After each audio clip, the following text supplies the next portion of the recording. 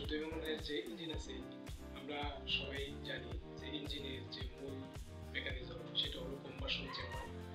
আর combustion চেম্বারের যে মূল মেকানিজমটা এটা কি, এটা আমরা অনেকেই জানি না, ঠিক আছে।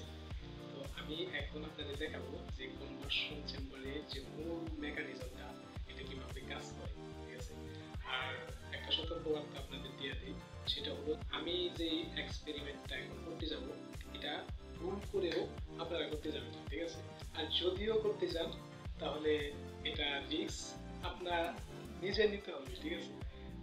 যদি কোনোভাবে কোনো সময় অ্যাক্সিডেন্টের শিকার হন তাহলে এটার দায়ভার কেউ নেবে না, ঠিক আছে। তাহলে চলেন দেখেন কম্বাসন চেম্বারের যে মূল মেকানিজম আছে এটা কিভাবে কাজ করে।